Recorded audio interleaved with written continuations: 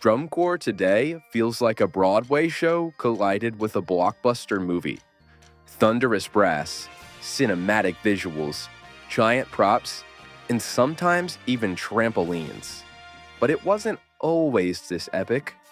In the beginning, DCI was sharp uniforms, straight lines, and military structure. So, how did we get from that to this? Today, we're taking a trip through time, decade by decade, to see how drum corps evolved into one of the most intense and emotional live performances on Earth. Drum Corps International was founded in 1972. Back then, corps looked like marching military units, clean, rigid, symmetrical.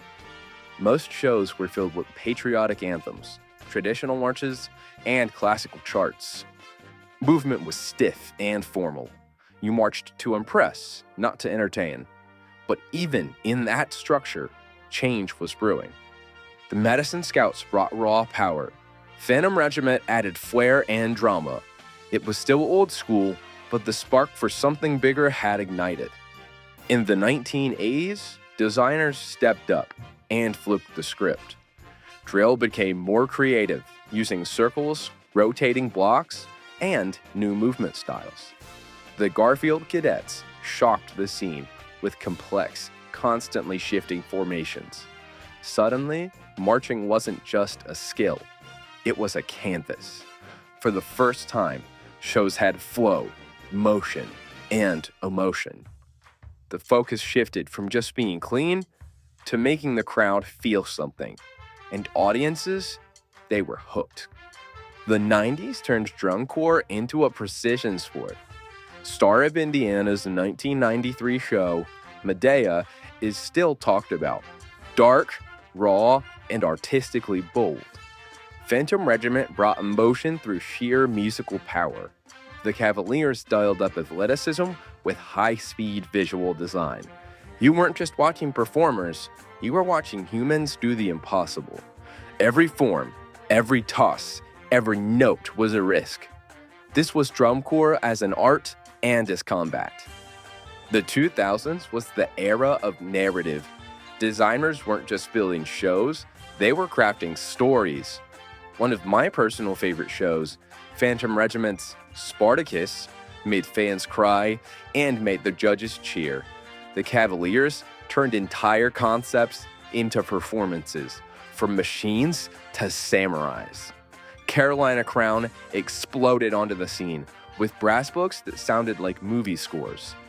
Everything, the guard work, the music, the drill, it all served the story.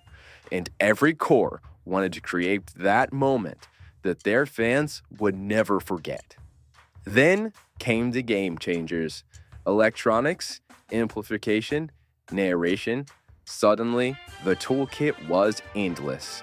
Some fans pushed back, but the creative floodgates were open. Bluecoats' 2016 show, Downside Up, flipped the literal field with trampolines, barefoot performers, and a show that felt like theater. Crown continued blowing minds with brass, while Blue Devils layered detail upon detail.